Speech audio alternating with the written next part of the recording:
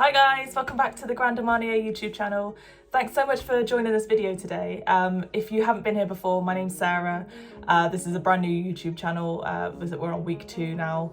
And if you are returning, thanks so much for coming back.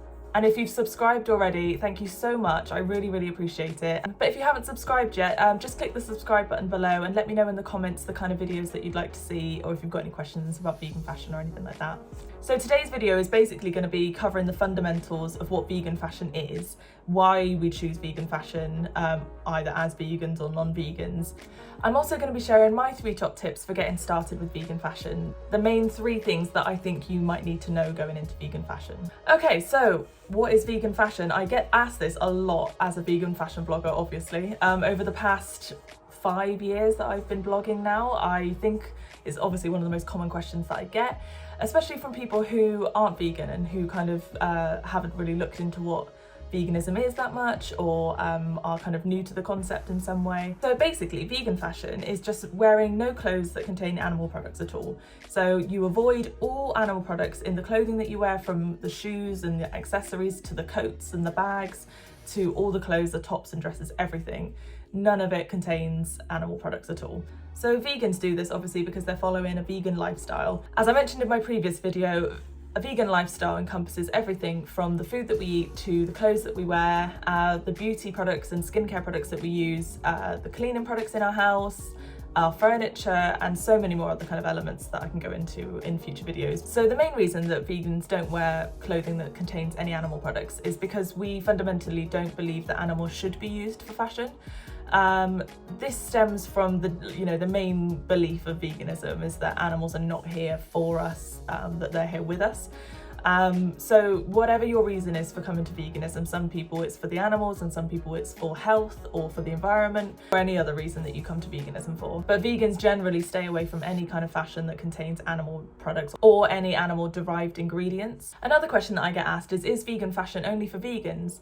My answer to this would be no. I think that vegan fashion is obviously a great solution for vegans who are looking to eliminate animal products from their lifestyle, but I think it's also great for anyone who would class himself as an animal lover.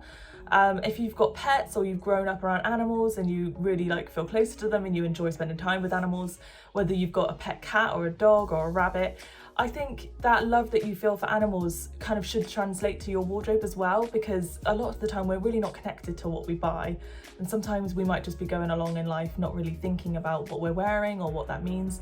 So if you are someone that loves animals like I am, maybe just take a minute and think, do I need to be wearing animal materials, or could I try vegan fashion and eliminate those animal products from my wardrobe? Have a think, it might be something that you kind of haven't thought about before.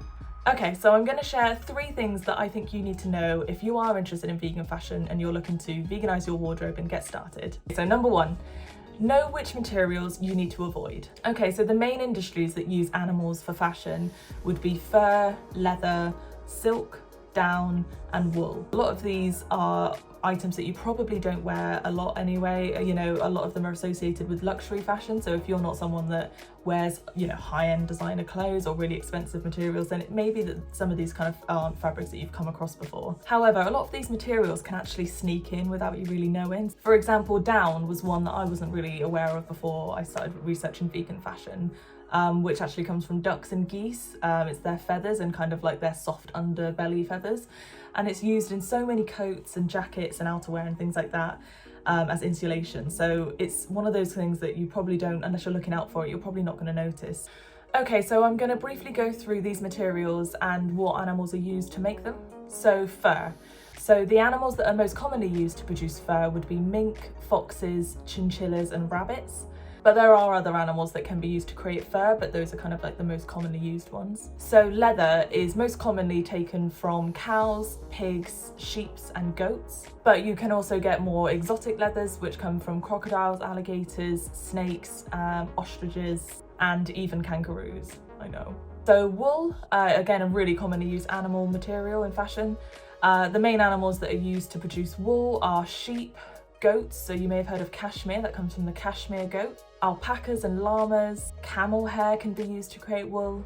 And if you ever see the word Angora, that comes from Angora rabbit. So down I've already mentioned, but again, that just comes from ducks and geese. And lastly, silk. That comes from silkworms. They're kind of born in these cocoons and they're then boiled alive to extract the silk proteins to create silk material. So those are the main animal materials that you need to be avoiding if you are trying to give vegan fashion a go. You can look out for these materials and steer clear of them. Which leads me on to number 2, how to spot animal materials. So if you're shopping in a store and you've picked up an item of clothing, how will you know if that's got an animal material in it? The main thing that you can do is to check the care label. On an item of clothing, say it's a top, this is usually on the inside seam, so that it runs down the side of a top. And it should list on there the fabric composition, so that basically means what materials have been used, whether that's 1, 2, 3 or even more, in that piece of clothing to create it. Usually there's percentages, so you might see 5% of something and 95% of something else, and that's together been used to create that garment. For shoes, it's a similar label, but they might be anywhere inside of the shoe or on the shoe box itself as well. So on trainers, a lot of the time it's on the inside tongue, so you just kind of flip it up and have a look inside.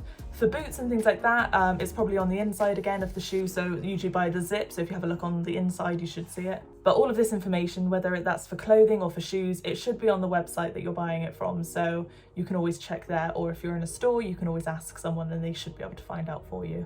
On shoes, there's also some symbols that you can look out for, so I'll just put them here. This guide often goes through the upper, the lining and the outer sole of a shoe, and it should have a symbol for leather, textiles or other materials. So that's a really easy way to tell if a shoe contains any leather. A more sneaky ingredient that you may need to look out for is the glue that's used in shoes or accessories. A lot of the time this will be synthetic glue, but it's worth checking with the brand to see what kind of glue they're using. Another thing I probably should mention as well is the faux fur issue. So if you're shopping vegan fashion but you wanted to buy a coat that had kind of like a fur trim, faux fur is an option that you can go for, but there have been reports of real fur being used and displayed as faux fur. So this can be a bit of a nightmare if you're shopping for faux fur. What you should look out for is to see what the faux fur composition is made of. So it's hopefully made from recycled plastic or recycled polyester. But if it doesn't say what it's made of, just contact the brand and see if they can tell you. That actually does bring me on to number 3, which is what are the alternatives to look out for? So this is something that I could probably talk a lot about, so I will do another video of this again in the future, more in depth. But I just want to go over the main alternatives to animal materials that are the most eco-friendly. Okay, so there's organic cotton. You'll probably see this in jumpers, tops, and even denim. So hemp is another one. This is a great alternative, really sustainable to make. And I've seen it used in outerwear, but also on tops and dresses and things like that as well. So it's available on lots of different clothing items. Tencel or lyocell, you might see it being called. It's a great alternative to silk, which makes it obviously ideal for lingerie and underwear. But I've seen it been used in tops, in dresses, in scarves. Sorry, my Bristolian accent's coming out there.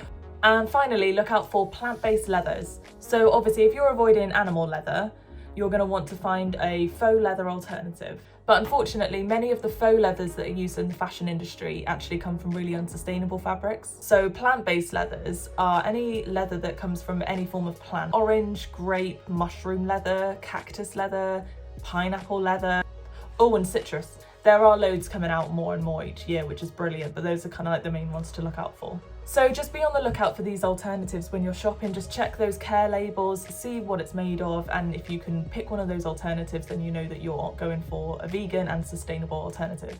Okay, so I hope that answered some of the questions that you might have about vegan fashion. We're going to go into these topics a lot more in depth in future videos, so let me know if you have any other questions or if there's anything that you specifically want a video made on. I'd love to hear your feedback, and I love reading your comments as well, so just let me know. Okay, that's it for this week. I really hope you enjoyed the video. Like, subscribe, comment if you can. I would really, really appreciate it, and I will see you in the next video. Bye!